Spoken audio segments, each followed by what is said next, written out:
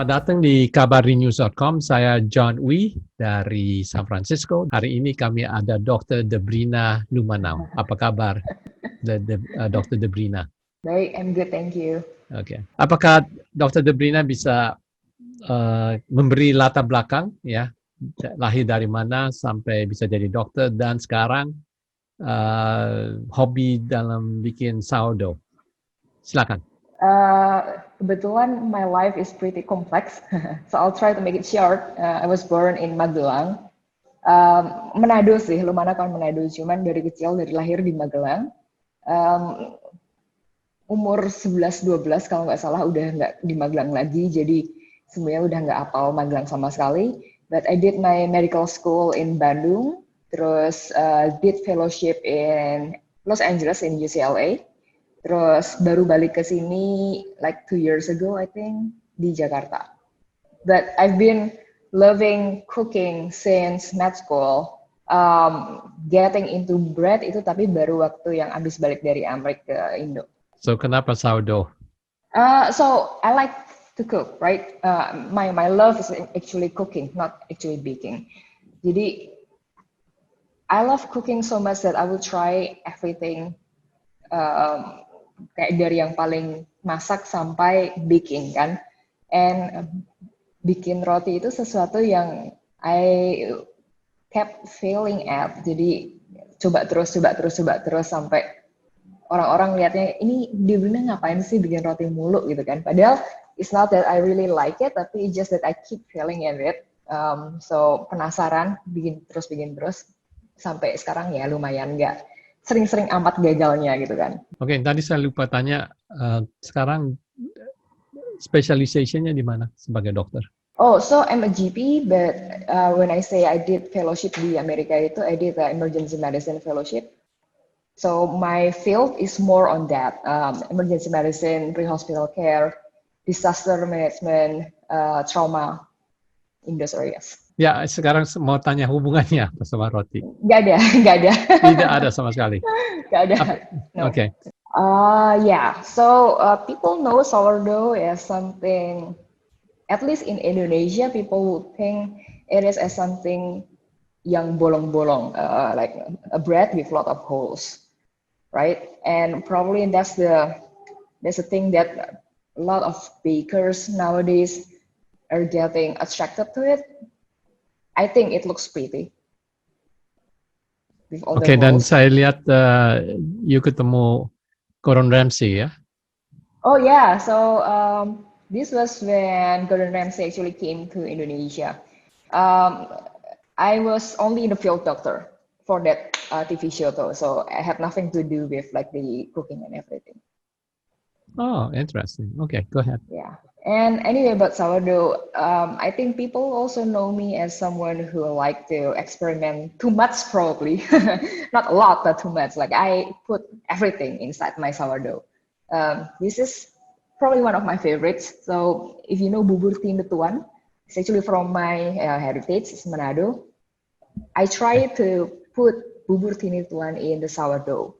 So every part of it, you know, you actually have the bubur, right? Bubur kan nasi, so actually incorporated rice flour too in the sourdough, which is not that common.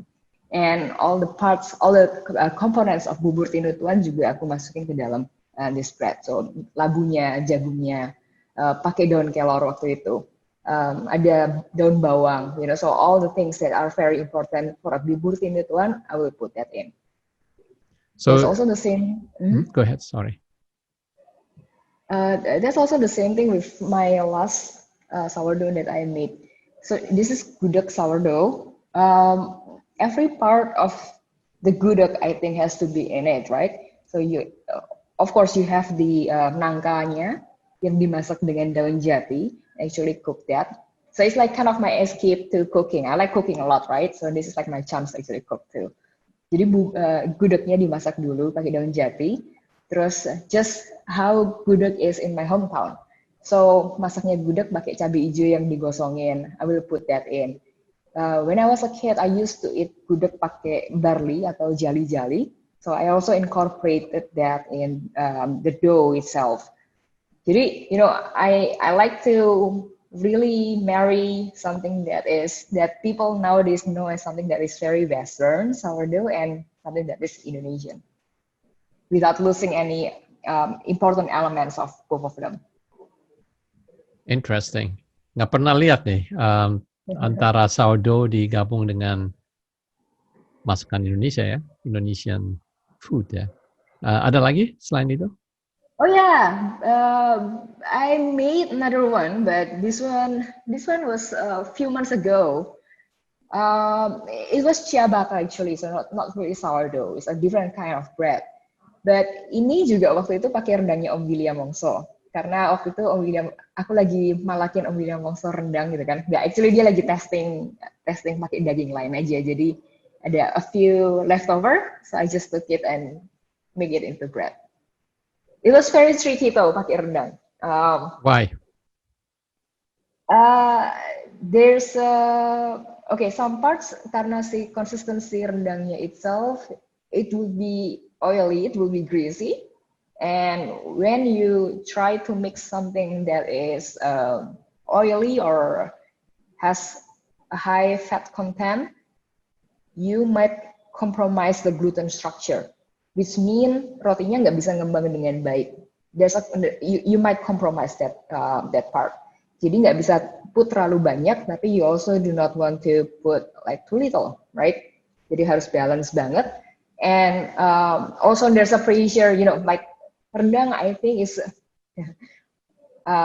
like a very respected food in Indonesia. It's so hard to make it. I don't want to disrespect it into incorporating into sourdough. Ini sourdough juga ada dagingnya ya? Yeah, jadi and that's the thing too. When you put something in a bread, in a dough, I mean, you cannot put something that has the potency of breaking out or shredding the dough, because then you will destroy the gluten structure. So what you want is actually to make your filling as really like as soft or as gentle as possible to your gluten structure. And that means you cannot put big chunks of meat inside your dough. It's not gonna be optimal for the rising, the dough rising. So I use, instead of the regular rendang chang, I use minced rendang for this one.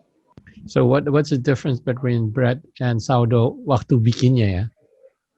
No, so it's a different concept. So okay, sourdough is yeast. Jadi ragi yang natural, ragi yang alami, we call it sourdough. Bukan bread juga pakai yeast. Nah, and you also have yeast yang non alami, right? Yang industrial, yang pabrik, yang kita beli di sasetan atau we buy di botolan gitu, di kantong gitu.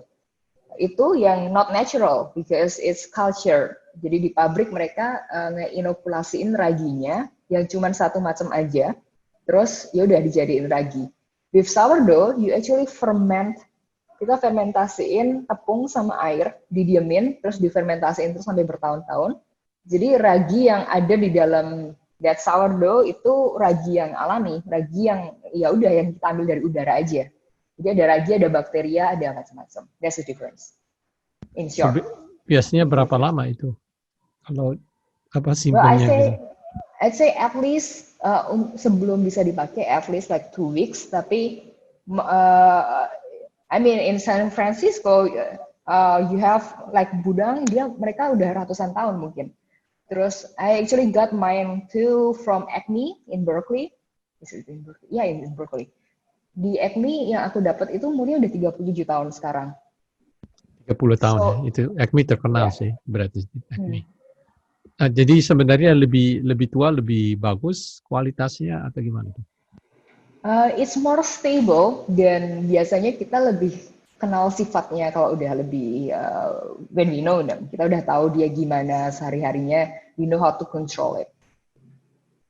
Okay, so back again to bread ya. Mereka juga pakai yeast kan, bukan?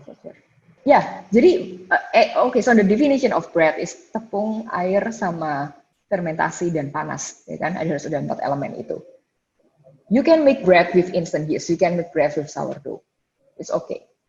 Ya, berapa lama itu buat bikin sourdough? It really depends on what kind of bread that you want to make. Banyak banget faktor-faktornya, banyak banget. So I will put like a very general duration.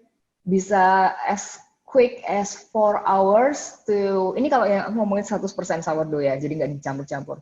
As quick as 4 hours to sampai selama, I think bisa sampai 36 jam. Wow, that long. Okay. So, apakah ini bakal dipasarkan? Apanya tuh? Maksudnya, you punya sourdough, is there any plan to make it to the public atau sell to the public? So I actually sell it. But I only can make sourdough when I'm off, right? Jadi only like once in a week or two. And also my oven is like very home oven kind of oven. So it's not like I cannot sell it like a lot, but I wish I can. I really wish I can. Sebenarnya kalau bikin sourdough, tantangannya apa yang kalau di Indonesia ya? Ingredients, kita terbatas banget ingredientsnya. Dan bahkan tepung-tepungnya yang kita punya di sini itu it's not optimal for sourdough. Yang kayak di negara lain gitu ya, kayak di Eropa, kayak di Amerika. Satu itu. Kedua, temperature I don't think is really a problem temperature ya, karena we now have aircon. Kita bisa main sama air gitu. Jadi itu sih tetap satu ingredients, kedua sih maybe oven or any equipments that you might need untuk bikin si sourdough ini. Jadi sebenarnya yang pertama as far as ingredient ya, itu is a big challenge di Indonesia karena agak susah didapat gitu ya. Not optimal. Jadi it's not a problem I think for everyone gitu ya. Karena we can still make good sourdough anyway with the flour that we have now in Indonesia. Tapi because I've been in America, right? So I know in America you guys have like the best flour, or at least so much better than what we have in Indonesia. Dan kalau kita mau dapetin those flowers from America, from Europe, itu mahalnya setengah mati di sini. Kayak gak worth it banget bikin roti dengan itu, terus kalau mau dijual ke pasaran itu gak worth it banget. So you can still make good decent bread with the flour that we have here, but it's not like the optimal, like the best. Okay. Ada pesan terakhir dari Dr. Debrina untuk yang ingin hobi di sourdough?